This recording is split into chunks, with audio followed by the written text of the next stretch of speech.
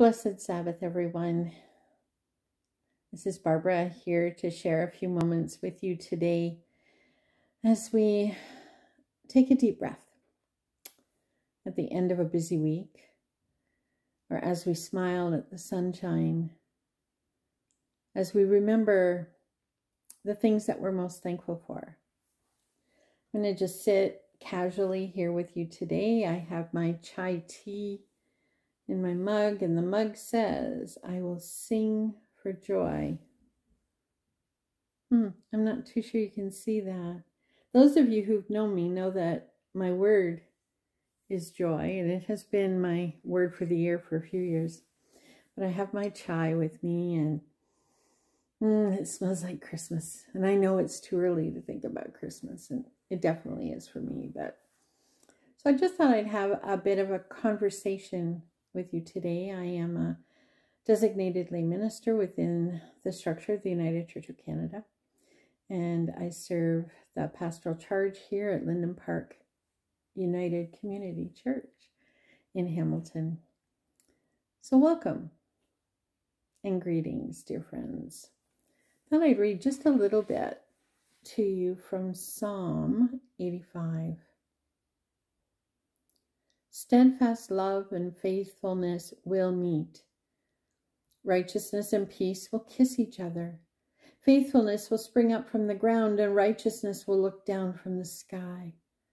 The Lord will give what is good, and our land will yield its increase. Righteousness will go before him, and will make a path for his steps.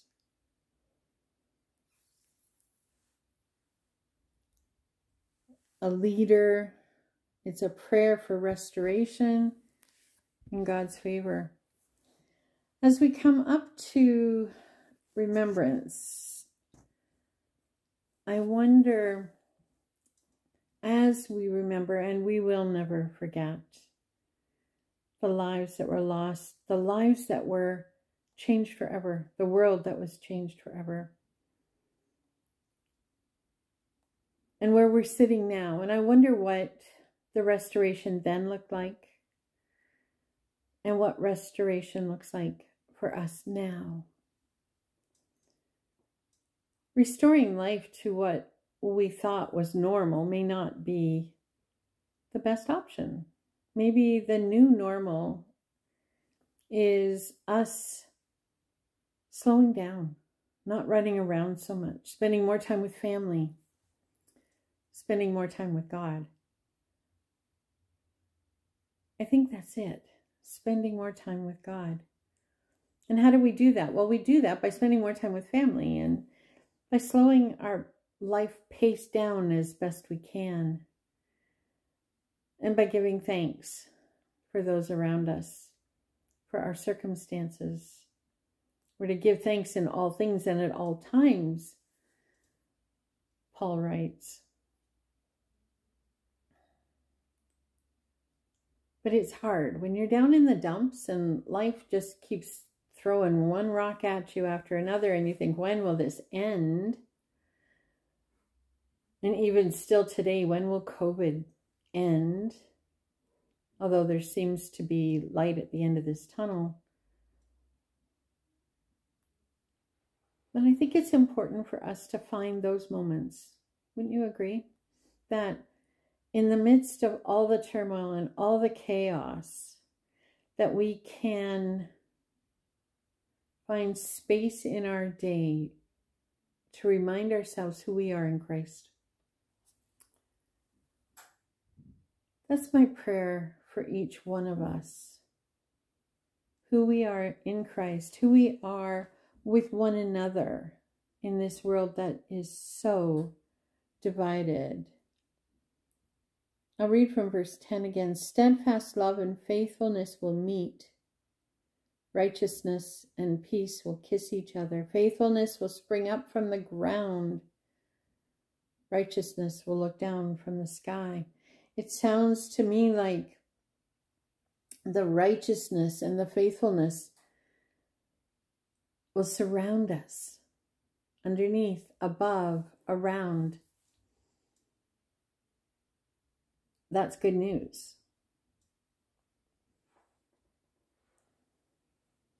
You know, when we're feeling really bad, we're lonely, we're in pain, it can be really difficult to say things are okay. Things are going to be okay. But if we can just step past for a moment and give thanks for something in our lives, if we can get outside of ourselves and smile to a neighbor, a friend, a family member, and see the divine in others as the divine is found in each one of us. Wouldn't that be wonderful? Going to bed at night, resting because we have been thankful. Going to bed at night and not worrying about what horrible dreams we're going to have or what the world's going to look like when we wake up in the morning. I remember all those soldiers from the stories I've heard and read, World War I, World War II, Korea, the Middle East, and how many nights they went to sleep not knowing what their world was going to look like the next day, and for ever so many that didn't wake.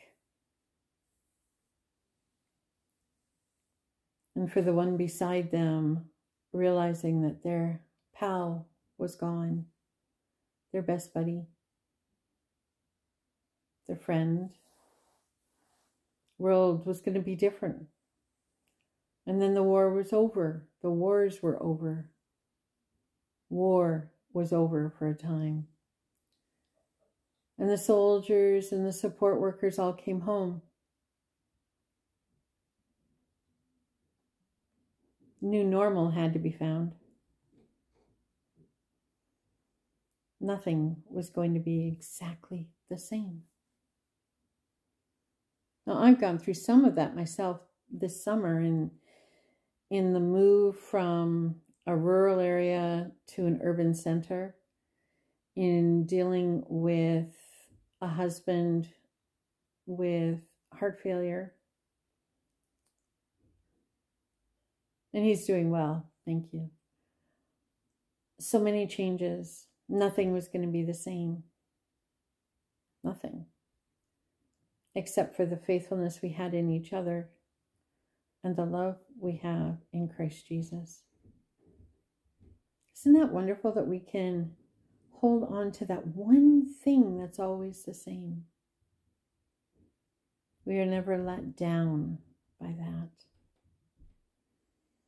We may forget from time to time that God is there for us, but we will never be left out of God's love. And even when we feel that we're not enough or that we haven't done enough, I imagine God saying, "It's okay, child. Take rest in my arms."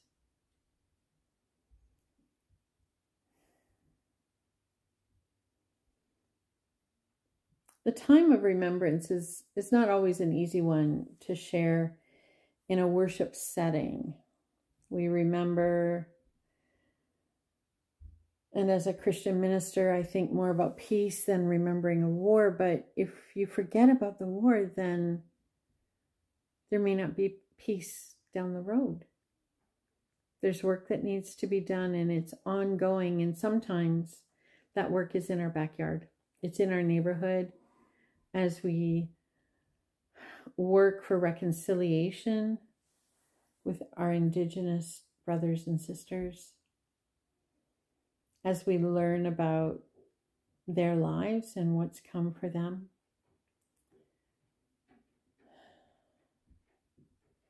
Right in our own backyard, people are being hurt, verbally abused. Families are going hungry.